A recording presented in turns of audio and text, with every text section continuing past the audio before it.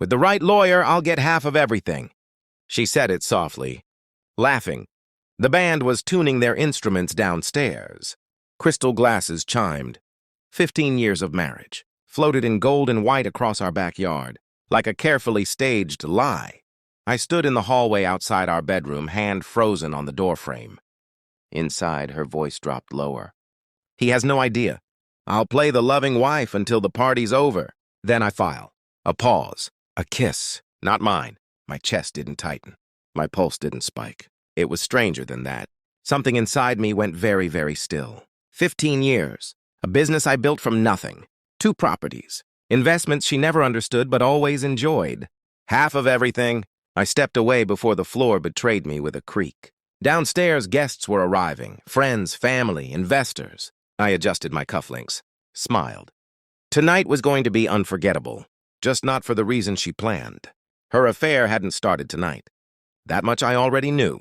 4 years ago, she'd changed her perfume. Said it was rediscovering herself. 4 years ago, she'd started Pilates twice. A week with a male trainer who never appeared in photos. 4 years ago, she'd grown distant in small, careful ways. No arguments, no drama, just absence. I never accused her. Accusations are for men who need confirmation. I prefer evidence. The first time I suspected, I checked phone records. Late-night calls. One number recurring. A prepaid line. Interesting. I hired a quiet investigator. Discreet, efficient. What he delivered wasn't emotional. It was factual. Hotel bookings under aliases. Photos of her entering an apartment building across town. His arm around her waist. Her hand on his chest. Not passion. Comfort.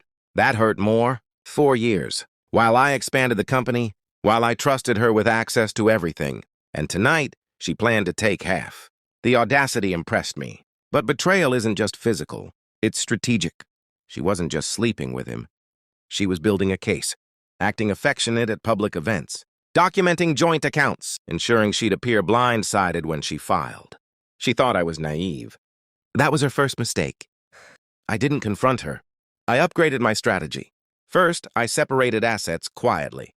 International accounts, trusts she didn't know existed. I moved primary holdings under a corporate structure only I controlled. Legally, cleanly. Then I purchased something she would never expect. A villa in Switzerland.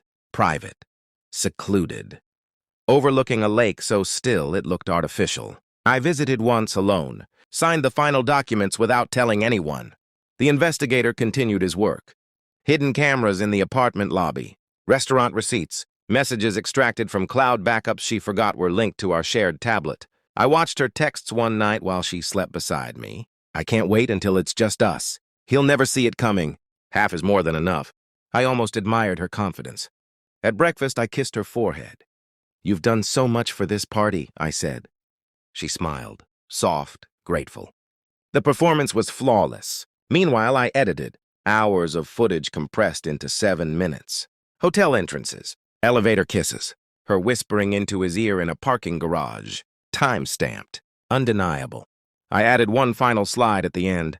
A financial summary, assets she thought existed, assets she no longer had access to. I saved the file under a simple name, anniversary.mp4. No one suspects celebration footage.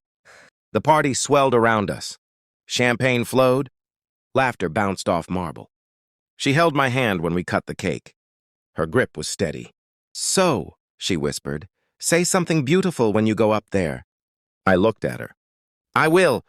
I took the stage. The microphone felt weightless. 15 years, I began. That's commitment. That's trust. She watched me, eyes shining. I've prepared something special. The screen behind me flickered to life. At first, guests smiled, expecting childhood photos. Instead, a hotel corridor appeared.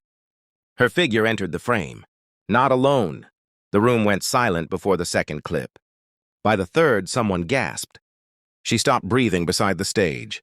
Her lover's face filled the screen, clear, intimate. 4 years condensed into 7 merciless minutes.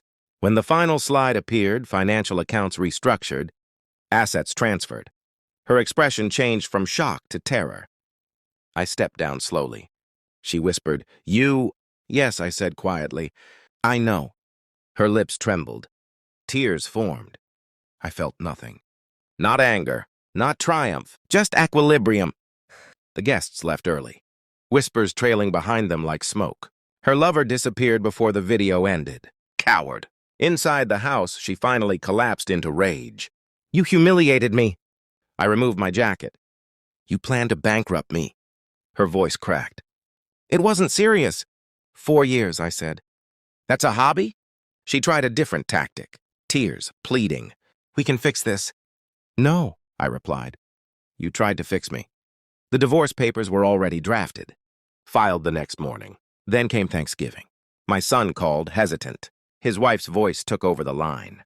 If you want to join Thanksgiving, come wash the dishes. I could hear laughter in the background. Disrespect travels fast in weak bloodlines.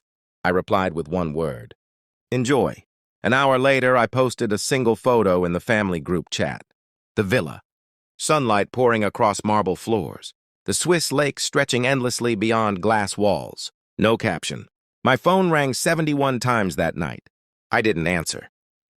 The divorce finalized quietly. She received far less than half. Her lawyer hadn't anticipated the restructuring, the offshore holdings, the trust clauses. She moved into a small apartment with the man she thought was freedom. I heard it didn't last. Affairs rarely survive daylight.